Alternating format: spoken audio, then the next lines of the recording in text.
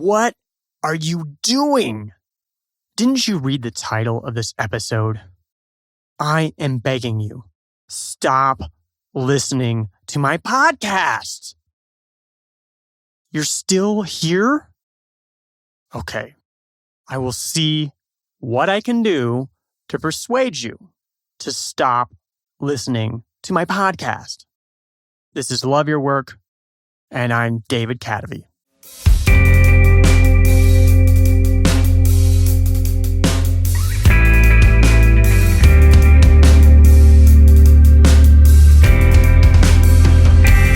I'll admit it. It bums me the fuck out that there aren't more people listening to my podcast. I've been delivering an episode every week for the past 4 years, and I haven't seen any growth at all for the past 3 of those years.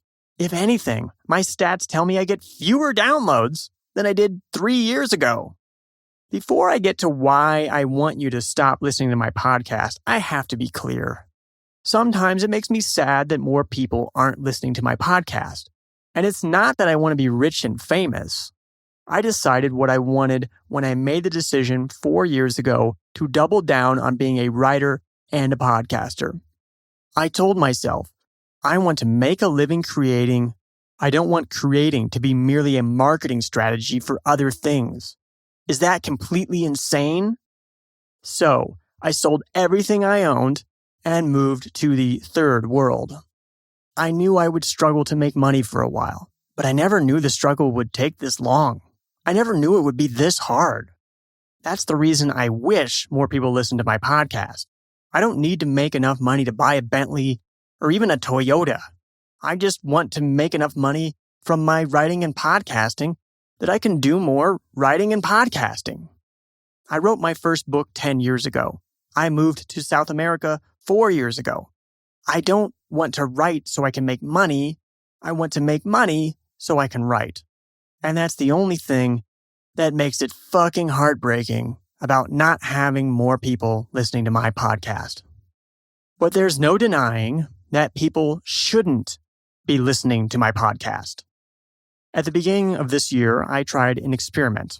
I went on a media fast. I stopped listening to podcasts.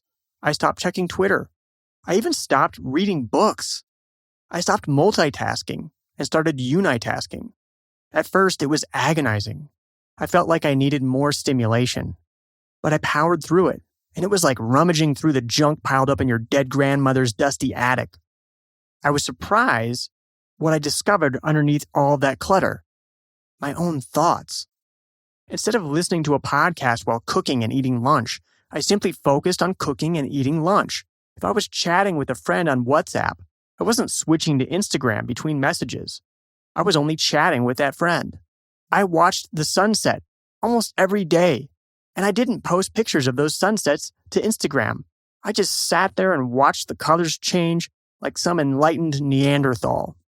Eventually, things started bubbling to the surface. After lunch, I would jot down ideas on a little whiteboard. While watching sunsets, ideas would come to me for my next book or for podcast episodes like this one. It was hard to admit it to myself. Creating is better than consuming. The more you consume, the less you can create. Some people will protest. If you aren't consuming, where are you going to get inspiration? Well, inspiration is bullshit. You've seen enough things in your life.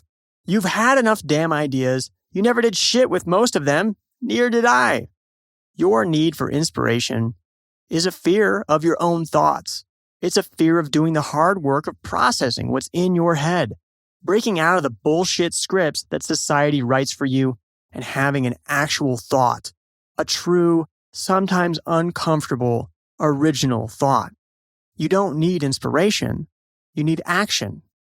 I can't deny from my own experience of going on a media fast that much of the time when I was consuming, it was standing in my way of creating. And wasn't creating what I wanted to do in the first place? This was an uncomfortable realization. I even had a couple of friends point out that reading books is a form of procrastination. Sacrilege!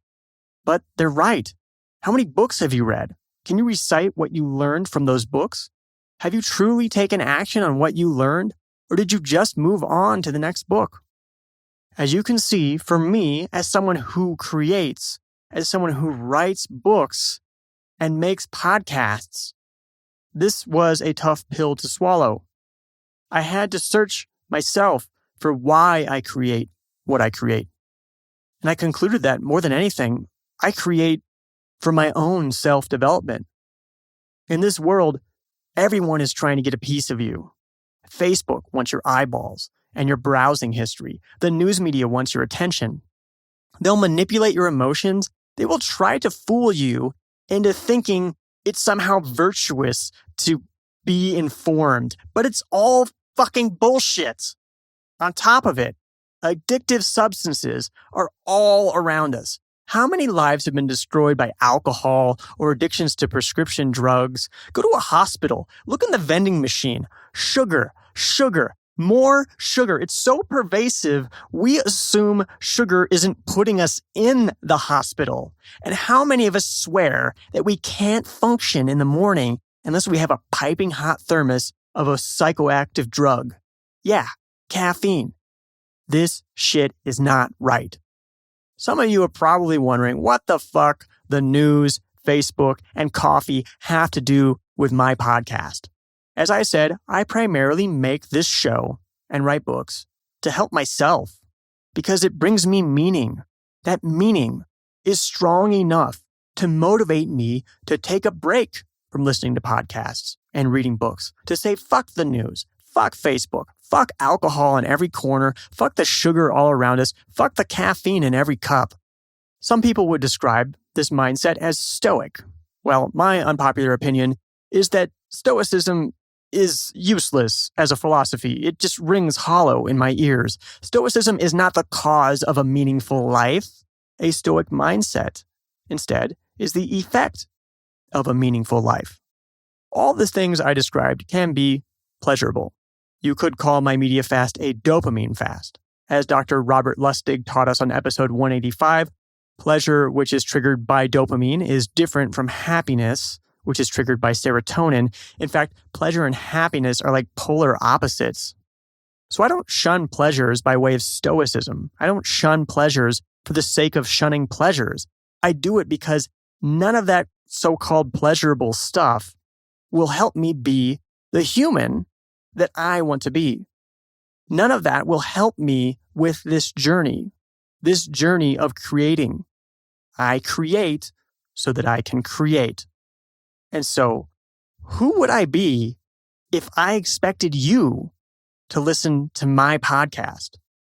I'll reiterate, yeah, I want podcast listeners. I want Patreon supporters. Yeah, I want to sell books. When I make money, I can create more things. But the thing I hope for myself is the same thing that I hope for you. I want you to break out of the matrix of bullshit that rules the thoughts and actions of so many of us. I want you to stop consuming and start creating. And if you're trying to escape the bullshit through your own discipline, aka stoicism, you're going to have a bad time. There's nothing I can say to you. There's no inspiration I can provide, which will make that happen. So yeah, it makes me really sad sometimes that I don't have more podcast listeners. But then I tell myself, David, if they aren't consuming, maybe they're out there creating. And I have no choice. That has to make me happy. The reasons that are strong enough to help you break free, you can only find those in yourself. You have to listen to the voice inside your head. You have to have a conversation with it. And you can't hear that voice if mine is still ringing in your ears. So if you can find the meaning within you, if you have the motivation to become a better you, you already have everything you need. Stop listening to my podcast. Go make your own podcast. But I'll still be making mine as long as I can.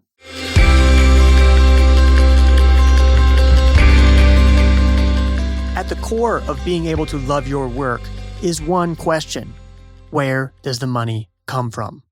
Does the work you do make humanity better? Do the products you use help you grow as a person? That's why supporting Love Your Work on Patreon is good for all of us. I can focus on making a great show so you can become a better human. It's an honest exchange, value for value. This show costs hundreds of dollars a month to produce and bring to your ears. I invest my time and creative energy in making it, so I can't keep this show going without your support. Please support the show on Patreon at patreon.com/Cadavy.